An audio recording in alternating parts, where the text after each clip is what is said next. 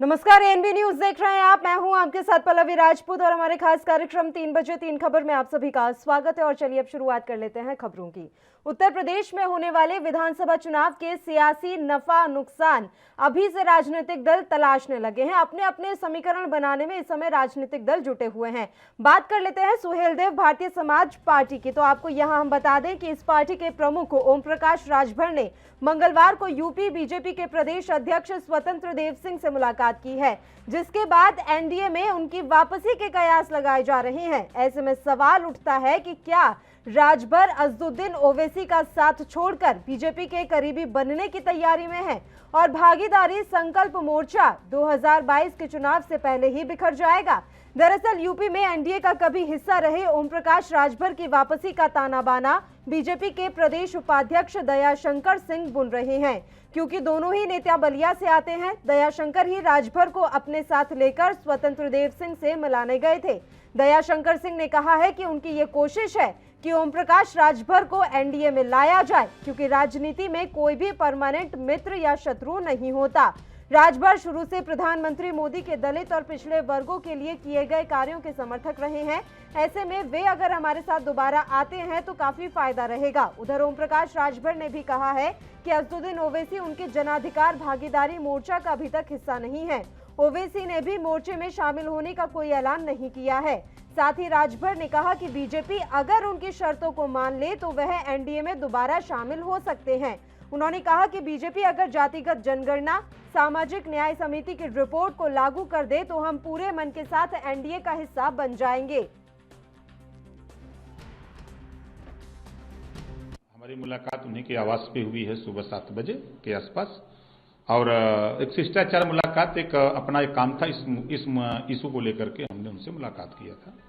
तो क्या माना जाए, बीजेपी एक बार फिर आपको लुभाने का प्रयास तो नहीं कर रही राजभर? नहीं, ऐसा कुछ नहीं है। देखिए, हम बच्चे नहीं हैं, कोई टाफी थमा के हमको लुभा देगा, ऐसा हम वो नहीं है। अब एकदम साफ साफ बात है, पिछड़ी जाति की जातिवार जनगणना पहला इशू, दूसरा इशू सामाजिक न्याय समिति की रिपोर्ट लागू, तीसरा इशू रोहिणी आयोग की जो रिपोर्ट तैयार हो रही है उसको जल्दी तैयार करके, जब 72 घंटे में गरीब सवर्ण को आरक्षण मिल सकता है तो फिर रोहिणी आयोग में क्या देरी है, उसको भी राष्ट्रीय स्तर पे करके पिछड़ों को हिस्सेदारी दिया जाए।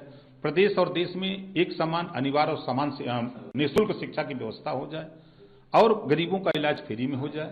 ये सब चीजों को लेकर के ओम प्रकाश राजभर संघर्ष कर रहा है। इस संघर्ष में जो भी साथ आना चाहे उसका स्वागत है। आप बीजेपी के साथ कई साल तक रहे और सरकार में भी रहे, क्या लगता है कि ये सब मांगे, अगर आपकी जो मांगे हैं वो अगर पूरी हो जाती तो भविष्य में आने वाले समय में कुछ चुनाव के समय में कुछ? देखिए, देश में पिछड़ों की आबादी 52% है 2011 की जनगणना के हिसाब से। प्रदेश और देश में उत्तर प्रदेश में पिछड़ी जाति का सीएम होना चाहिए, पहला काम। और फ्रंट पे आकर के जो पार्टियां हैं वो ये बात कहें कि पिछड़ी का मुख्यमंत्री होगा तो फिर उस पर विचार किया जा सकता है।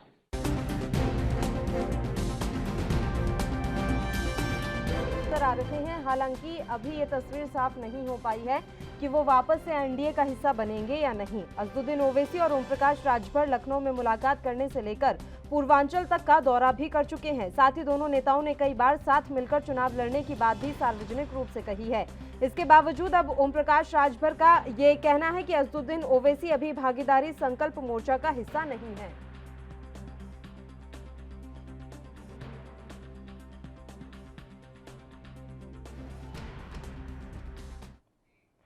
और सुभाषपा से जयराम भार्गव जी इस समय हमारे साथ जुड़ गए हैं इस मसले पर चर्चा करने के लिए। जयराम जी, स्वागत है आपका एएनबी न्यूज पर। और सर, सवाल मेरा सीधा सा है, जिस तरह से ओपी राजभर के 2 दिनों से सुर बदले हुए हैं, क्या ऐसी संभावनाएं जताई जा रही हैं कि वो दोबारा एनडीए का हिस्सा हो सकते हैं?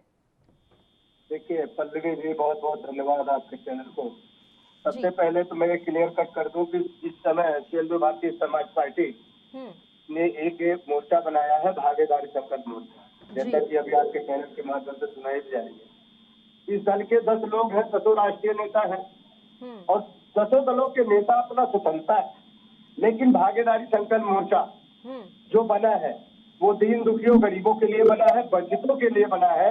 73-74 साल की आजादी में जिन जातियों को सपा, बसपा, कांग्रेस आज भाजपा जो सत्ता में बैठी है, उन जातियों के लोगों को, उन जातियों का वोट लेकर के सत्ता में बैठ जाती है और उसी जाति का एक टीचर या लोडर नेता तैयार करके खड़ा करके वोट लेकर के सरकार बना लेती है। लेकिन उन जातियों का भला कभी सपा बसपा कांग्रेस और आज की सरकार भाजपा ने नहीं किया।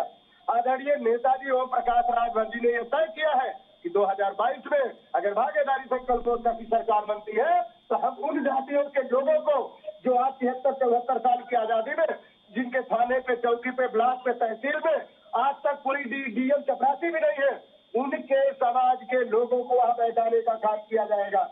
आप देखिए 2011 में देश में पिछड़ी जात का गणना हुआ था। पिछड़ी जात 52% आरक्षण मिला, 27% मिला, लेकिन 27% आरक्षण में पल्लवी जी आप देखिए जब माननीय आदरणीय नेताजी ओम प्रकाश राजभर जी भारतीय जनता पार्टी के गठबंधन में कैबिनेट मिनिस्टर थे, तो उस समय अमित शाह जी ने कहा था लोकसभा चुनाव से पहले 2019 का लोकसभा चुनाव से पहले सामाजिक न्याय की समिति 6 महीना पहले लागू कर दिया जाएगा। 3 साल 4 महीना गुजर गए, लेकिन अभी उस पे जो है योगी सरकार को कान पे जू नहीं देखता। ये बताइए पिछड़ों के हक अधिकार को मारने का काम कौन कर रहा है? वंचितों गरीबों के अधिकारों को मारने का काम कौन कर रहा है? ये लोग केवल आडंबरकारी। रही बात है भारतीय जनता पार्टी में आदरणीय नेताजी ओम प्रकाश जी नहीं जा रहे, ये मैं आपको बता रहा हूँ। और दूसरी बात बताए 5 मांगे आदरणीय नेताजी ने रख दिया है। क्या भारतीय जनता उसमें एक और मांग है? उत्तर प्रदेश का जो सीएम है वो पिछड़ी जात का, क्या भारतीय जनता पार्टी ऐसी करेगी? 2017 से पहले भारतीय जनता पार्टी यानी कि आपकी शर्तों पर राजी होते हैं तो थोड़ी बहुत संभावनाएं हैं कि आप एनडीए में शामिल हो जाएं, लेकिन अगर आपकी शर्तें नहीं मानी जाएंगी तो ऐसी कोई संभावना नहीं है। वो पल्लवी जी नेताजी का निर्णय है, लेकिन भारतीय जनता पार्टी किस मुख से उसकी बातों को विश्वास रखे? आप बताइए देश के गृह मंत्री और प्रधानमंत्री यशस्वी स्वराज के उत्तर मुख्यमंत्री जी उन्होंने क्या कहा था? 6 महीना पहले सामाजिक न्याय समिति की रिपोर्ट लागू करेंगे, लागू किया जाए। 3 साल 4 महीने से आज के रद्दी की टोकरी में पड़ा हुआ, उसके तहत इन्होंने जो दो चीज वादा किया इसी में खड़े उतरे। आप देखिए उत्तर प्रदेश में 69,000 शिक्षक भर्ती घोटाले में पिछड़ों का 18,000 शिक्षक भर्ती में योगी जी ने लूट लिया, उसमें सामान्य जात लोगों को भर्ती कर दिया। तो क्या पिछड़ों के साथ अन्याय नहीं हुआ है? चलिए, हरीश श्रीवास्तव जी इस समय हमारे साथ जुड़े हुए हैं, भार्गव जी जो कि भारतीय जनता पार्टी के प्रवक्ता हैं। आपने जो ये तमाम सवाल उठाए हैं उनके जवाब सीधे हरीश जी से ही ले लेते हैं। बताइए हरीश जी, आपने दयाराम जी की बात तो सुनी होगी, इसके अलावा मैं अपना भी इसमें सवाल ऐड कर दूं। जब इतनी खटास है और ये बात मान चुकी है सुभाषपा कि आप लोगों ने पिछड़े वर्ग के लिए कुछ नहीं किया, तो स्वतंत्र देव सिंह के साथ ओम प्रकाश राजभर की मुलाकात क्यों? क्या आप उनकी सारी शर्तें मानने को तैयार हैं? हम आपको जानकारी दे रहे थे कि ओम प्रकाश राजभर के सुर बदलते हुए नजर आ रहे हैं और इस तरह की संभावना जताई जा रही है कि हो सकता है कि वो एक बार फिर से एनडीए का हिस्सा बन जाएं। दोनों मेहमान लगातार हमारे साथ जुड़े हुए हैं। हरीश जी, मेरी आवाज पहुंच रही है आप तक? हाँ जी। हरीश जी, मेरा सवाल ये था कि ओम प्रकाश राजभर की शर्तें मानने के लिए क्या एनडीए तैयार हो जाएगा? जिस तरह की शर्तें वो रख रहे हैं, और तो और उन्होंने बहुत बड़ी बात ये कह दी है कि हम चाहते हैं कि सूबे में मुख्यमंत्री पिछड़े वर्ग का हो। देखिए, अब उनकी क्या शर्तें हैं, क्या वो चाहते हैं, ये वो अलग का विषय है। और उन्होंने क्या चर्चा की माननीय प्रदेश अध्यक्ष जी से, इसकी भी मुझे जानकारी नहीं है। लेकिन जहाँ तक भारतीय जनता पार्टी का सवाल है, जो लोग भी हैं, जो भी दल हमारे साथ हैं, जो भारतीय जनता पार्टी की नीतियों कार्यक्रमों में विश्वास कर लेते हैं, जो उसके साथ काम करने को तैयार होते हैं, जो हमारे नेतृत्व के साथ काम करने को तैयार होते हैं, भारतीय जनता पार्टी ऐसे लाइक माइंडेड लोगों को अपने साथ लेकर के चलती है। रहा ओम प्रकाश राजभर जी का सवाल, तो वो पिछले लगातार काफी दिनों से उनका प्रयास चल रहा है। वो कभी शिवपाल यादव जी से मिलते हैं, कभी वो असदुद्दीन ओवैसी जी से मिलते हैं, तो कभी अखिलेश यादव जी से मिलते हैं। तो उनका अपना क्या मकसद है, किन चीज़ों को लेकर के सबसे उनका चर्चा चल रही है, मुझे जब तक ये तो वही बता सकते हैं। और जहाँ तक भारतीय जनता पार्टी का सवाल है, अगर उनकी तरफ से कोई ऐसा प्रस्ताव भारतीय जनता पार्टी के सम्मानित नेतृत्व के पास आया, तो भारतीय जनता पार्टी का नेतृत्व उस पर विचार करेगा या उनसे बात करेगा। लेकिन अभी तक जो है, जहाँ तक मेरी जानकारी, ना ऐसा कोई प्रस्ताव है, ना ऐसा कोई विषय विचाराधीन है भारतीय जनता पार्टी नेतृत्व। बीजेपी के प्रदेश उपाध्यक्ष दयाशंकर जी उनको लेकर जाते हैं। स्वतंत्र देव सिंह के साथ उनकी काफी मुलाकात होती है, लंबी चर्चा चलती है। मुलाकात के बाद वो बाहर निकलकर भी जब उनसे पूछा जाता है तो उन्होंने ऐसे कुछ बहुत ज्यादा साफ शब्दों में मना भी नहीं किया। तो ये सारी चीजें क्या संकेत दे रही है? बात बस इतनी सी है। आपसे कहा ना कि तो इसका तो बेहतर जवाब ओम प्रकाश राजभर जी दे सकते हैं। जहां तक मुलाकात की सवाल है तो किसी से मुलाकात हो सकती है। विभिन्न राजनीतिक दलों के लोग क्या आपस में नहीं मिलते, सबसे भेंट होती रहती है। तो उस भेंट का कोई राजनीतिक निहितार्थ हो ऐसा मुझे नहीं लगता। लेकिन अगर कोई प्रस्ताव उनकी तरफ से आएगा तभी तो भारतीय जनता पार्टी का नेतृत्व उस पर विचार करेगा।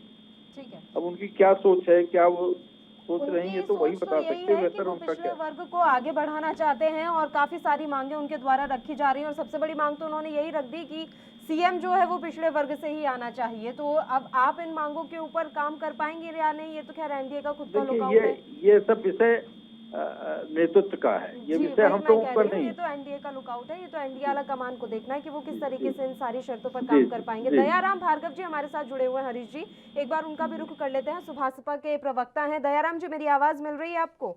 सर, जब मुलाकात से बाहर निकले ओम प्रकाश राजभर, उनसे ओवैसी के बारे में सवाल किया गया, उनसे पूछा गया कि भागीदारी संकल्प मोर्चा क्या इसी तरीके से चलता रहेगा, तो उन्होंने एक बात कही कि अभी भागीदारी संकल्प मोर्चा का हिस्सा नहीं है असदुद्दीन ओवैसी। इस बात के क्या मायने निकाले जाएं सर? देखिए, अगर आदरणीय नेताजी ने जो बात कही है पल्लवी जी, ये नेताजी का विषय है। नेताजी अगर कह रहे हैं हम लोग सहमत हैं।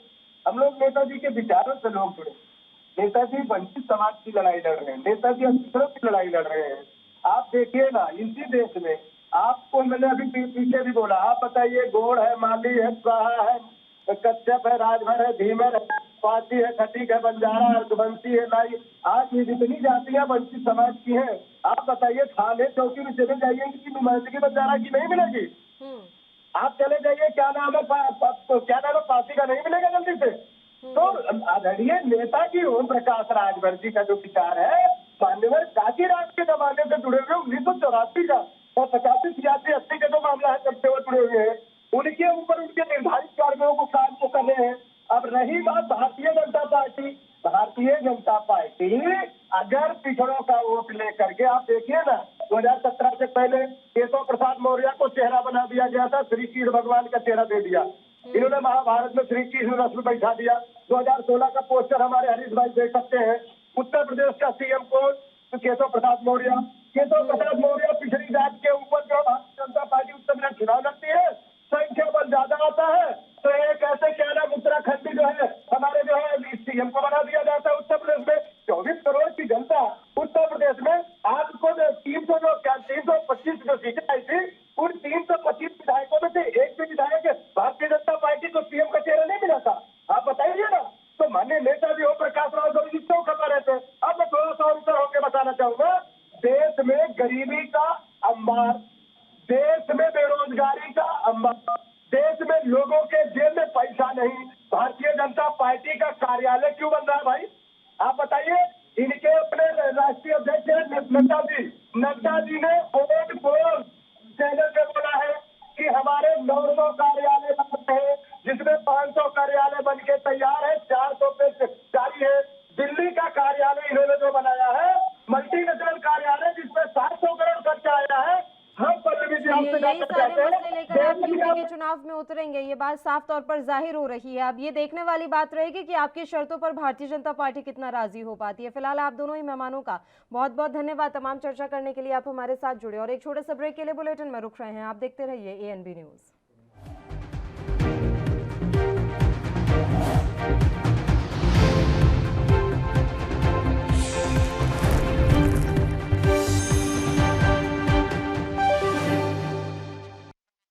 ब्रेक के बाद एक बार फिर से आप सभी का स्वागत है। बढ़ते हैं अगली खबर की ओर। दिल्ली में 9 साल की बच्ची की संदिग्ध हालत में मौत और रेप के मामले का जो मसला है वो अब तूल पकड़ता हुआ दिखाई दे रहा है। पीड़ित परिवार की ओर से इंसाफ की गुहार लगाई जा रही है। बुधवार को दिल्ली के मुख्यमंत्री अरविंद केजरीवाल जब पीड़ित परिवार से मिलने पहुंचे तब उन्हें विरोध का सामना करना पड़ा। यहां पर कुछ लोगों ने अरविंद केजरीवाल का विरोध किया। हालांकि बाद में मुख्यमंत्री वहां मौजूद मंच पर जरूर पहुंच पाए, लेकिन यहां भी वह मंच से गिर गए।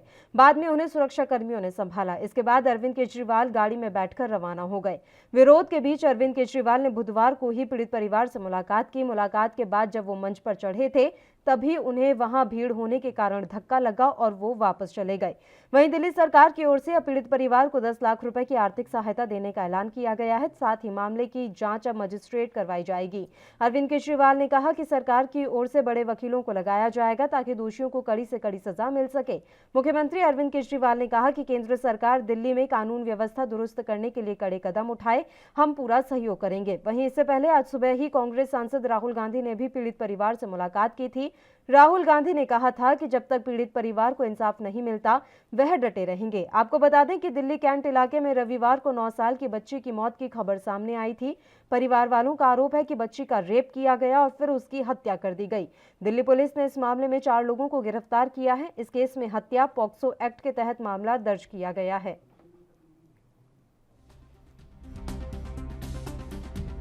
हमारी 9 साल की बेटी के साथ जो हादसा हुआ, उसके साथ गलत काम होके और उसका कत्ल कर दिया गया, ये बेहद दुखद बात है।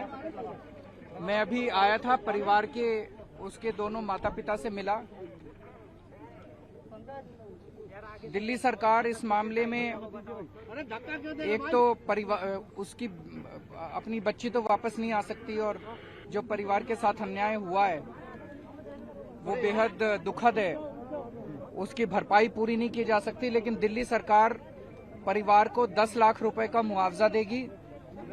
इसमें हम मैजिस्ट्रियल इंक्वायरी ऑर्डर करेंगे और इस केस में दिल्ली सरकार सबसे बड़े से बड़ा वकील कोर्ट में लगाएगी ताकि दोषियों को कड़ी से कड़ी, सख्त से सख्त सजा दिलवाई जा सके। दूसरा, अपने दिल्ली में कानून व्यवस्था को ठीक करने की बहुत जरूरत है। कानून व्यवस्था में दुरुस्ती लाने की बहुत ज्यादा जरूरत है।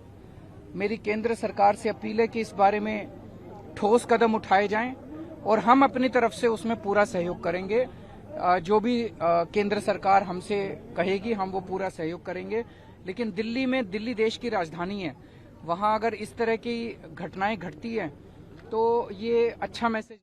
चलिए अपनी अगली खबर का हम रुख कर लेते हैं। राजधानी देहरादून के अलावा नैनीताल समेत कई ऐसे जिले हैं जो इस समय भीषण बाढ़ की चपेट में हैं। इसके अलावा ये जानकारी मिल रही है कि नैनीताल, पिथौरागढ़, बागेश्वर, पौड़ी और टिहरी में अगले 24 घंटे में भारी बारिश के भी आसार हैं। वहीं राजधानी और उसके आसपास के इलाके में 1-2 दौर की भारी बारिश की संभावना है। हालांकि बुधवार को राज्य के अधिकतर इलाकों में फिलहाल बादल छाए हैं।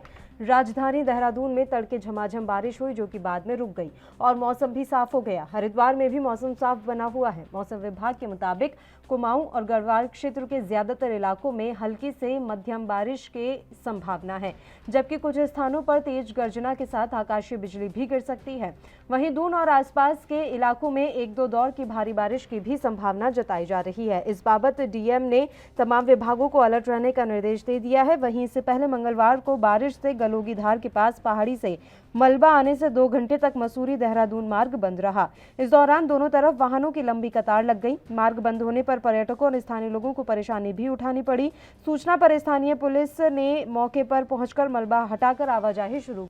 और इसी के साथ 3 बजे 3 खबर में फिलहाल के लिए इतना ही। देश दुनिया की तमाम ताजा खबरों के लिए आप देखते रहिए ANB न्यूज। नमस्कार।